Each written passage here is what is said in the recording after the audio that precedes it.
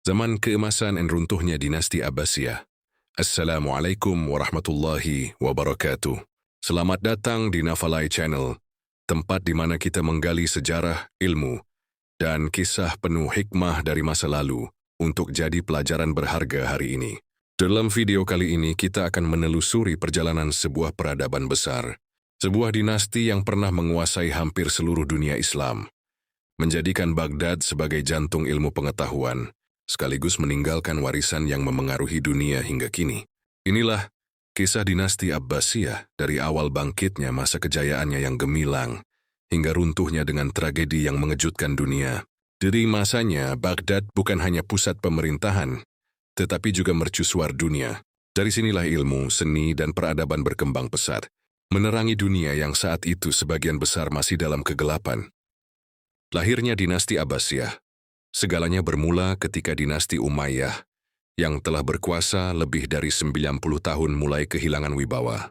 Rakyat non-Arab merasa terpinggirkan, muncul pemberontakan dan umat merindukan keadilan.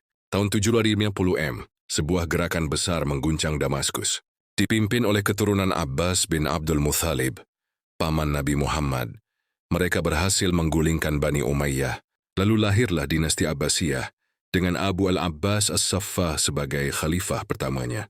Namun khalifah yang benar-benar memperkokoh kekuasaan adalah Al-Mansur. Dialah yang membangun kota baru, Baghdad, dirancang melingkar sempurna dengan istana di tengahnya. Baghdad segera menjadi simbol kemegahan. Dalam Baghdad, permata dunia Baghdad berdiri strategis di jalur perdagangan internasional. Dari timur datang sutra dan rempah, dari barat datang emas dan perhiasan, dari utara datang kulit dan bulu binatang. Semua bertemu di Baghdad. Namun keistimewaan terbesar kota ini adalah kecintaannya pada ilmu. Masjid-masjid menjadi pusat belajar. Madrasah tumbuh di setiap sudut.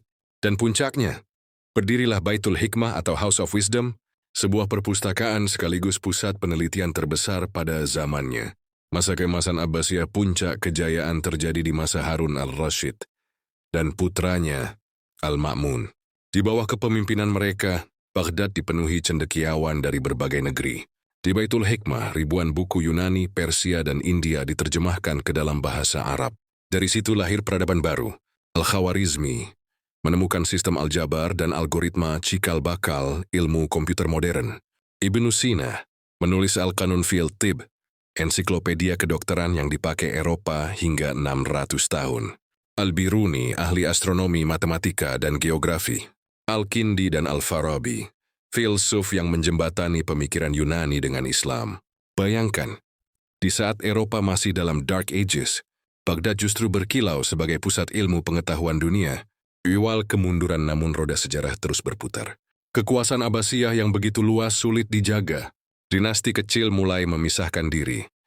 Aghlabiyah di Afrika, Umayyah di Andalusia, hingga Fatimiyah di Mesir.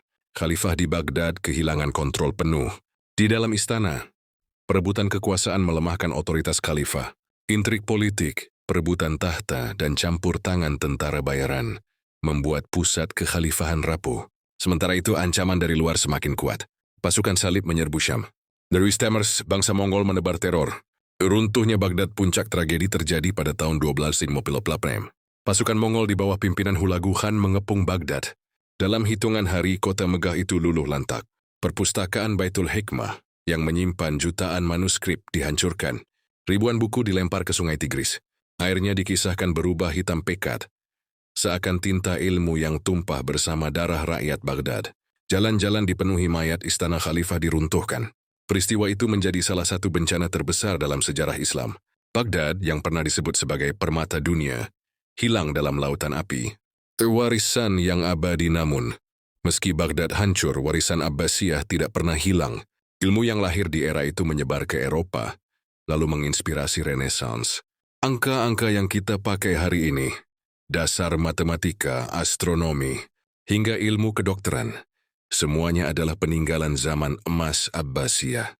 Kisah mereka mengajarkan bahwa kejayaan sejati bukan hanya soal kekuasaan, tetapi tentang ilmu pengetahuan, keadilan, dan kontribusi pada umat manusia. Penutup dinasti Abbasiyah pernah berdiri sebagai cahaya peradaban dunia. Dari awal yang penuh semangat, masa kejayaan yang gemilang, hingga runtuhnya Baghdad yang tragis. Semuanya menjadi pelajaran berharga, bahwa sebuah peradaban bisa jaya karena ilmu, dan bisa runtuh karena perpecahan. Dan meski kota itu kini hanya tinggal sejarah, cahaya ilmu yang pernah dipancarkannya tetap hidup, menerangi dunia hingga hari ini.